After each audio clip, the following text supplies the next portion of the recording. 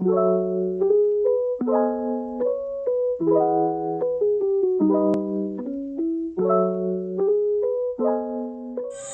semuanya, selamat pagi, shalom. Perkenalkan, kami mahasiswa Universitas Negeri Manado, Fakultas Ilmu Keolahragaan, Program Studi Ilmu Kesehatan Masyarakat semester 5. Video ini dibuat untuk menyelesaikan tugas kelompok 2 di mata kuliah Epidemiologi Kesehatan Lingkungan dengan topik isu masalah kesehatan lingkungan, pembuangan kotoran atau tinja, dengan dosen pengampu Nerwayan Gede Suarjana, Sarjana Teknik Magister Ergonomi.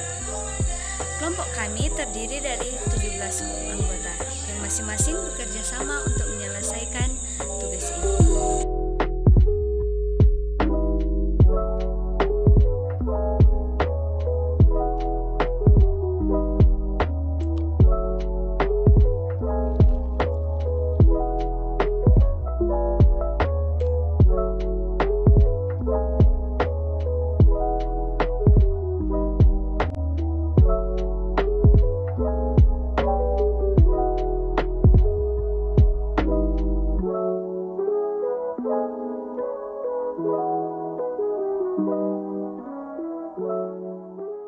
Baiklah, saya sekarang akan memaparkan materi tentang pembuangan kotoran atau tinja.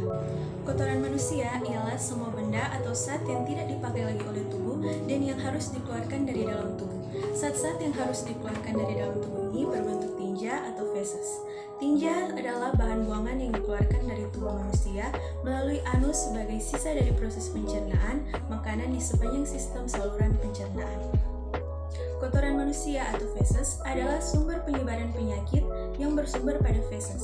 Penyakit yang dapat disebarkan oleh tinja manusia antara lain tifus, disentri, kolera, bermacam-macam cacing seperti cacing gelang, kremi, tambang, dan pita. Penyebaran penyakit yang bersumber pada feses dapat melalui air, tangan, vektor atau lalat, tanah. Setelah itu melalui makanan, minuman, sayuran, setelah itu sampai ke penjamu atau host yang dapat menyebabkan penjamu atau host sakit. Pengaruh terhadap sumber air bersih dan air minum, pembuangan tinja yang tidak pada tempatnya seringkali berhubungan dengan kurangnya penyediaan air bersih. Kondisi-kondisi seperti ini akan berakibat terhadap kesehatan. Di samping itu dapat berpengaruh terhadap lingkungan, bau busuk, dan estetika. Manusia adalah reservoir dari penyakit-penyakit yang penularannya melalui tinja dan merupakan salah satu penyebab kematian dan cacat. Hal ini dapat dikendalikan dengan perbaikan kondisi lingkungan fisik, yaitu dengan jalan perkembangan tinja. Pembuangan tinja merupakan salah satu upaya kesehatan lingkungan yang harus memenuhi sanitasi dasar bagi setiap keluarga. Pembuangan kotoran yang baik harus dibuang ke dalam tempat pembuangan kotoran yang disebut jamban. Jamban adalah suatu bangun yang digunakan untuk membuang dan mengumpulkan kotoran tersebut. Kotoran itu tersimpan dalam satu tempat tertentu dan tidak menjadi sarang penyakit. Komposisi kotoran manusia atau tinja terdiri dari bermacam-macam benda antara lain. Yang pertama, sisa makanan yang membusuk dan mengeluarkan bau. Yang kedua, bibit penyakit yang berbahaya dan telur cacing, terutama pada kotoran dan manusia yang sakit perut maupun cacingan. Kotoran manusia atau tinja adalah sisa ampas makanan yang tidak dapat dicerna yang bisa saja berbentuk karbohidrat, protein, enzim, lemak, sel-sel mati, dan juga 13 mikroba dalam 1 liter. Kotoran manusia terdapat materi organik yang setara dengan 100-30 mg.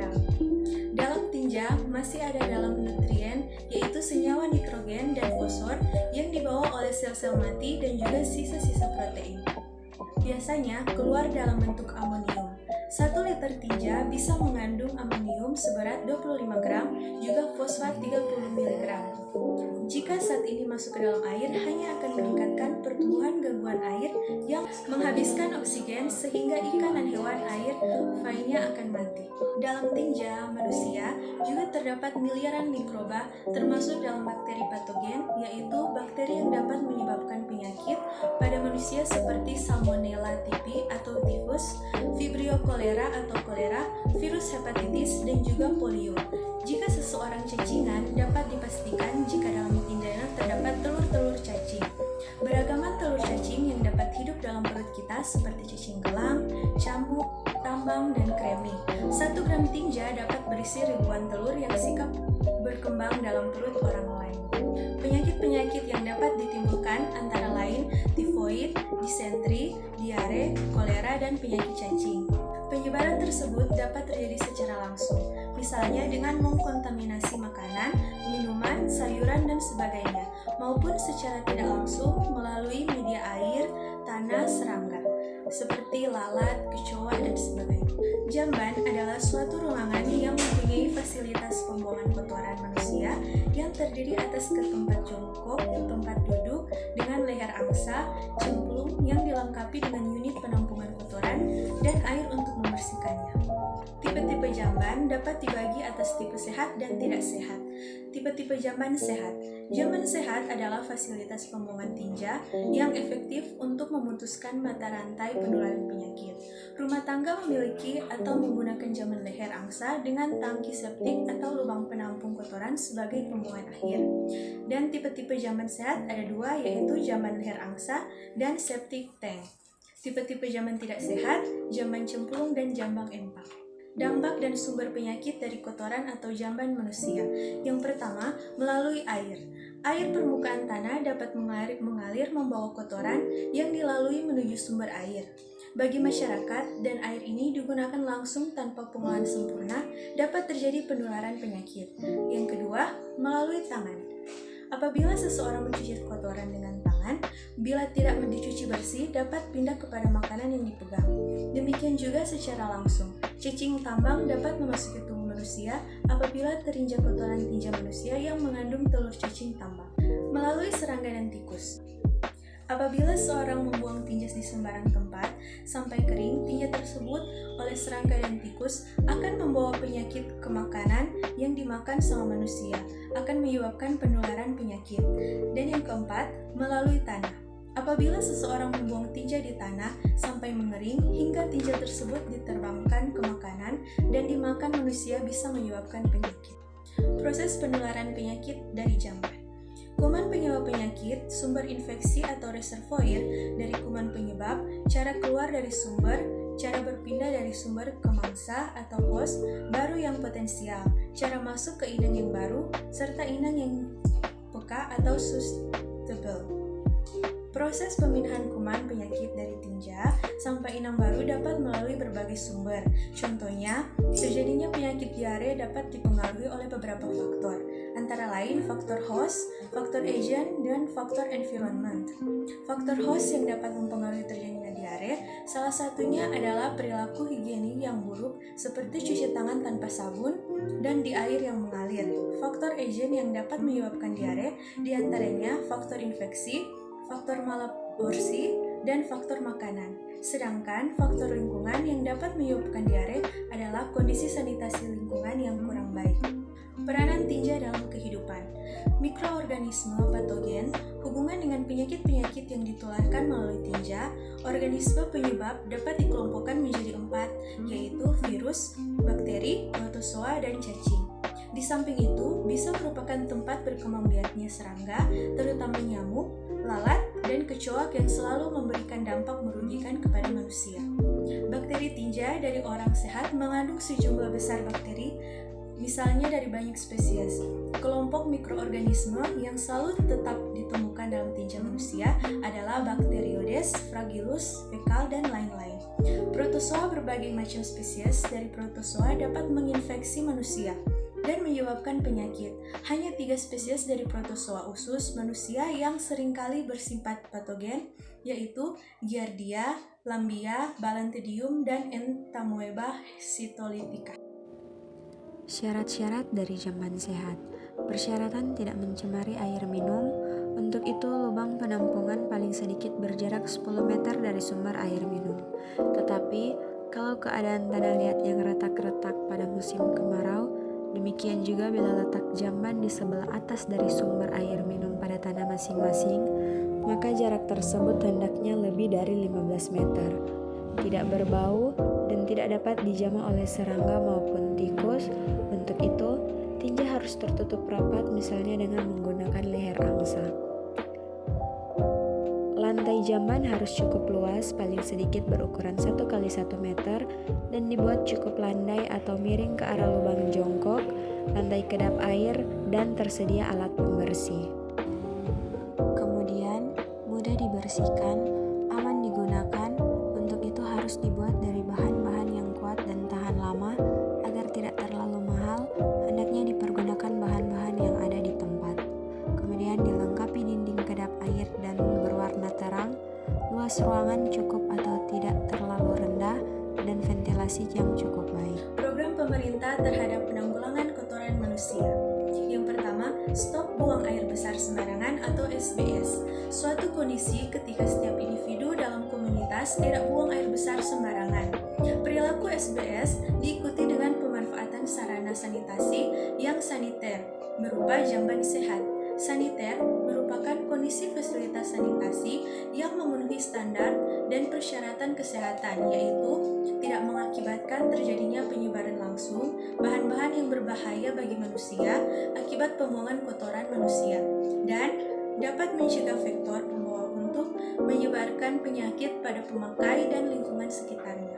Jamban sehat efektif untuk memutus mata rantai penularan penyakit. Jamban sehat harus dibangun, dimiliki, dan digunakan oleh keluarga dengan penempatan di dalam rumah atau di luar rumah yang mudah dijangkau oleh penghuni rumah. Terdapat dua macam bentuk bangunan bawah jamban, yaitu tangki septik adalah suatu bak kedap air yang berfungsi sebagai penampungan limbah kotoran manusia seperti tinja dan urin. Cubluk merupakan lubang galian yang akan menampung limbah padat dan cair dari jamban yang masuk setiap harinya dan akan meresap cairan limbah tersebut ke dalam tanah dengan tidak mencemari air tanah. Yang kedua, cuci tangan pakai sabun atau CTPS. CTPS merupakan perilaku cuci tangan dengan menggunakan sabun dan air bersih yang mengalir. Sedikit solusi dan pencegahan dari pembuangan tinja, yaitu upaya pengolahan limbah rumah tangga baik limbah padat maupun limbah cair untuk mencegah terjadinya pencemaran lingkungan. Solusi dan pencegahan tinja. Salah satu strategi nasional yang juga dalam skema yang sama adalah STBM. Strategi tersebut menyebutkan bahwa ada 5 pilar utama yang harus dicapai dalam sanitasi total. Pilar tersebut yaitu masyarakat tidak membuang air besar sembarangan, mencuci tangan dengan sabun, mengelola air minum dan makanan yang aman, mengelola sampah yang benar, dan mengelola limbah cair rumah tangga dengan aman. Jadi, kesimpulan dari pembahasan ini, tinja merupakan hasil dari manusia yang tidak dapat dimanfaatkan dan harus dikelola dengan benar agar tidak menjadi tempat berkembang biaknya faktor penyakit.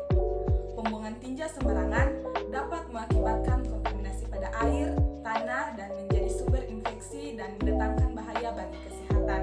Salah satu pengelolaan tinja yang aman bagi kesehatan manusia adalah dengan cara dibuatnya jamban. Tinja berpotensi besar sebagai media penularan penyakit, terutama penyakit saluran pencernaan. Oleh karena itu, berbagai faktor teknis dan non-teknis harus diperhatikan atau dipertimbangkan dalam pencernaan sarana pembuangan tinja. Pembuangan tinja dengan sistem jamban banyak digunakan oleh masyarakat golongan ekonomi menengah ke bawah karena bersifat sederhana dan bukan merupakan tipe permanen. Teknik pembuangan tinja dengan sistem aliran air atau pencernaan, kolam pembuangan, sumur serapan, dan tangki pembusukan dapat diterapkan di daerah di mana terdapat persediaan air dan aliran air yang cukup besar. Dan saran untuk kita semua, yang pertama, pembuangan tinja sebaiknya dilakukan dengan baik dan memperhatikan kondisi lingkungan sekitar sehingga tidak mencemari lingkungan sekitarnya seperti badan air dan tanah. Yang kedua, sebaiknya limbah tinja jangan dibuang ke badan air seperti sungai atau waduk karena dapat menimbulkan penyakit bagi masyarakat yang mengonsumsi air di sungai atau waduk tersebut. Dan yang ketiga, pemeliharaan sarana pembuangan tinja seharusnya dilakukan secara terus-menerus sejak mulai digunakan sampai akhir periode penggunaannya. Demikianlah presentasi video pada kesempatan kali ini. Kami dari kelompok 2 mengucapkan terima kasih banyak kepada semua yang telah menonton video ini. Semoga video ini dapat bermanfaat buat kita semua.